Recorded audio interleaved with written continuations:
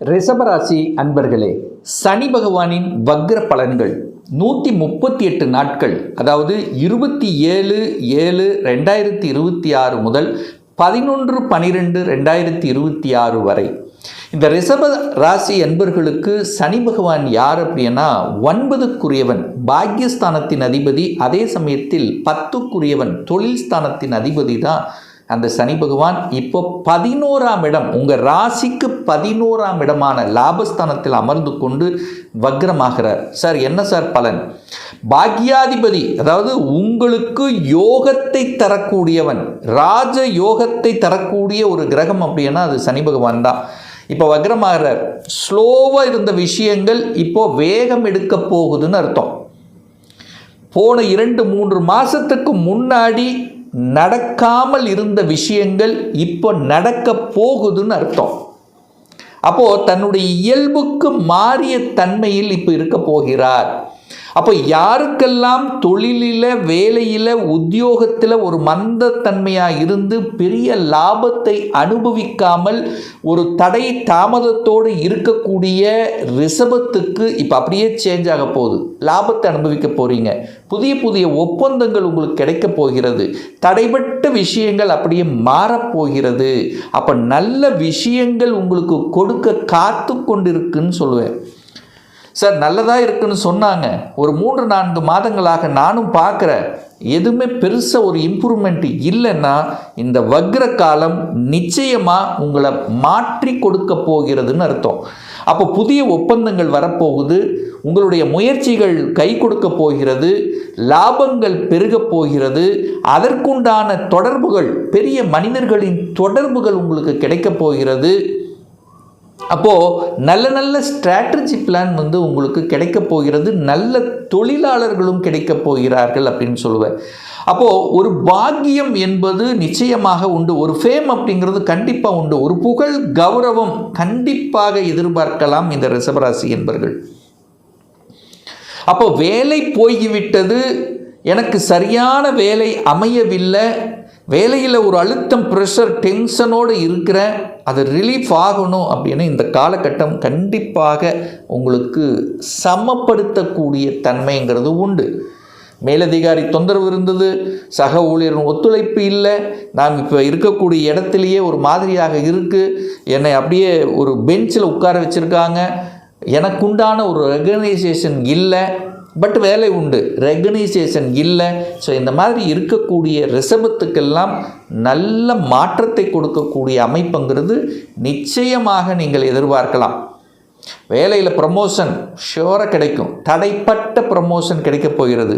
Increment கொடுக்கலையே, 2 வருடமாக எனக்கு இன்க்ரிமெண்ட் இல்லைன்னு சொல்லிட்டு இருக்கக்கூடியவர்களுக்கெல்லாம் ஒரு நல்ல இன்க்ரிமெண்ட் கிடைக்கக்கூடிய வாய்ப்புகள், இடமாற்றத்துக்கான அமைப்புகள். ஸோ இதெல்லாமே ஒரு சேஞ்சஸ் அப்படிங்கிறது ரிஷபத்துக்கு உண்டு. ஏன்னா சனி பகவான் தான் தொழில் காரக கிரகம். அந்த தொழில் காரக கிரகமான சனி பகவான் இப்போ வக்ரமாகி குருவினுடைய பார்வை பெறுகிறது. அப்போ நல்ல மாற்றங்கள், லாபாதிபதியினுடைய பார்வை இருக்கிறது.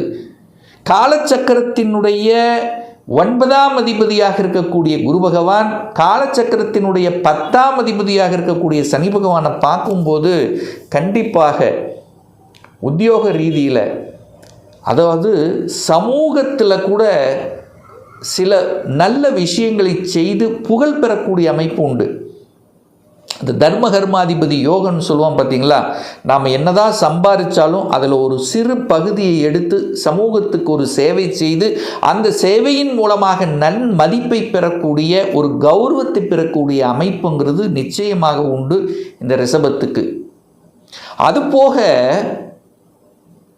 இந்த சனி பகவான் யாருடைய நட்சத்திரத்தில் இந்த காலகட்டத்தில் பிரயாணம் பண்ணுறார் அப்படின்னா ரேவதி நட்சத்திரத்தில் பிரயாணம் பண்ணுறார். அந்த ரேவதி அப்படிங்கிறது யார் அப்படின்னா புதன் பகவான். அந்த புதனுங்கிறது ரிஷபத்துக்கு யாருன்னா 2ஆம் அதிபதி, 5ஆம் அதிபதி.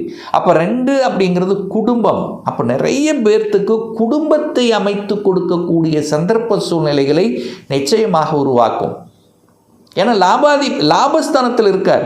உங்களுக்கு பாக்கியத்தை தரக்கூடியவனும் சனி பகவான் தான். மற்றவர்களுக்கு எப்படி அந்த ரிஷபத்துக்கு யோகத்தை தரக்கூடியவன் பாக்யாதிபதி யார்? சனி. அப்போ சனி பகவான் கெடுதல்களை செய்ய போவதில்லை. அப்போ புதன் நட்சத்திரத்தில் இருக்கும்போது குடும்பம் சார்ந்த விஷயத்தில் இருந்து வந்த பிரச்சனைகள் எல்லாம் சால்வ் ஆக போகிறது. அப்படியே ஒரு மந்தமாக இருந்தது, குடும்பம் அமையல, திருமணம் நடக்கலை, திருமணத்தில் தடை இருக்குது, வயதாகி விட்டது, ஏதோ ஒரு டிலே ஆகிட்டு இருந்தவங்கள டக்குன்னு திருமணம் நடக்கக்கூடிய சந்தர்ப்பங்கள், அல்லது அந்த எண்ணமே இல்லாத இந்த ரிஷபத்துக்கெல்லாம் அந்த எண்ணத்தை கொடுத்து திருமண பந்தத்துக்குள் இறக்கிவிடக்கூடிய தன்மையை உருவாக்கும். கணவன் மனைவிக்குள்ள சின்ன சின்ன சண்டைகள், சச்சரவுகள், கருத்து வேறுபாடுகள், ஒரு மன சங்கடங்களை கொடுத்து கொண்டிருந்த விஷயங்கள் எல்லாம் இப்போ தீர்த்து வச்சிரும். புரிந்து கொள்ளக்கூடிய உணர்வுகளை உங்களுக்கு ஏற்படுத்திடும். பணத்தால் இருந்து வந்த சங்கடங்கள், பணம் ஒரு இடத்துல கொடுத்து வச்சிருந்தேன், பணம் வராமல் இருந்தது, ரிட்டர்ன் ஆகாமல் இருந்தது, பணத்தால் பிரச்சனையை ஃபேஸ் பண்ணி கொண்டிருந்தவர்கள் எல்லாம் அதை அப்படியே சுமூகமாக மாற்றிவிடும். கடன் இருந்தது, கடனை அடைச்சிடலாங்கிற தன்னம்பிக்கை உணர்வை கொடுக்கும் இந்த காலகட்டம். அப்போ கடனை அடைத்து விடலாம் என்கின்ற எண்ண உணர்வுகளை கொடுக்கக்கூடிய அமைப்பு நிச்சயமாக உண்டு.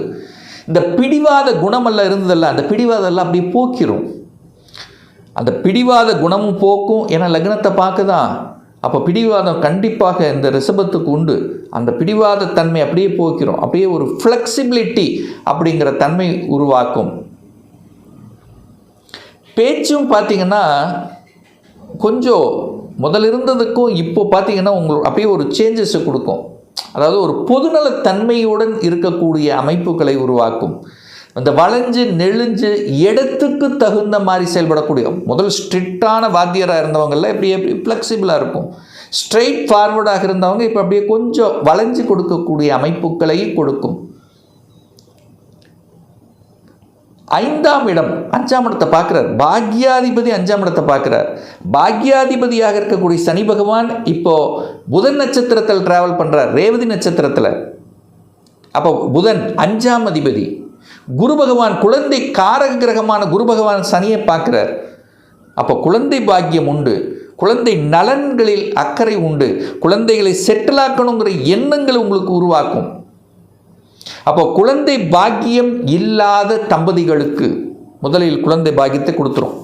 நிறைய செலவு செஞ்சுருப்பீங்க, நிறைய ட்ரீட்மெண்ட் எடுத்திருப்பீங்க, போகாத தெய்வங்கள் இல்லை. ஸோ இந்த மாதிரி எல்லாம் வருத்தப்பட்டு கொண்டிருக்கக்கூடிய ரிஷபத்துக்கு அந்த வருத்தம் நீங்கப்படுகிறது. ஒரு சிலர் பார்த்திங்கன்னா குழந்தைகளோட பிடிவாதம் இருக்கும், குழந்தையோட பேசாமல் கூட இருக்கக்கூடிய தன்மை, கருத்து வேறுபாடு ஏற்படும். குழந்தை ஒரு சைடில் இருக்கும். அதாவது குழந்தைன்னா உங்களுடைய குழந்தைகள் வெளியூரில் இருக்கலாம், நீங்கள் பார்க்க முடியாமல் இருக்கலாம், இல்லை கருத்து வேறுபாடோட கொஞ்சம் பிரிஞ்சு இருக்கலாம், ஒரு மன சங்கடங்கள் இருக்கலாம். இதெல்லாம் விலகக்கூடிய, அதை சரி செய்யக்கூடிய சந்தர்ப்ப சூழ்நிலைகளை நிச்சயமாக இந்த காலகட்டம் உருவாக்கும்.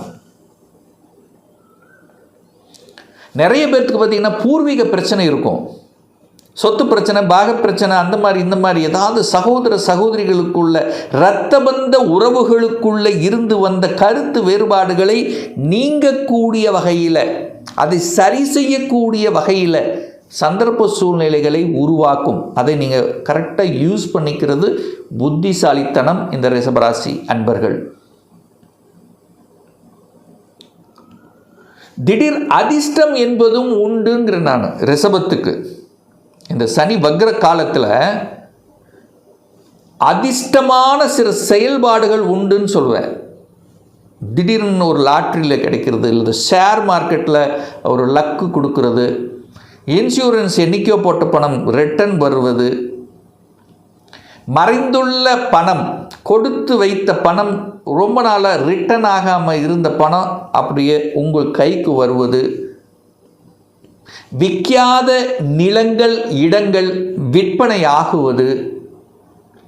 அப்போது சில அதாவது ஒரு அதிர்ஷ்டத்தை கொடுக்கக்கூடிய அமைப்பும் இந்த காலகட்டம் எதிர்பார்க்கலாம் இந்த ரிஷபராசி என்பர்கள்.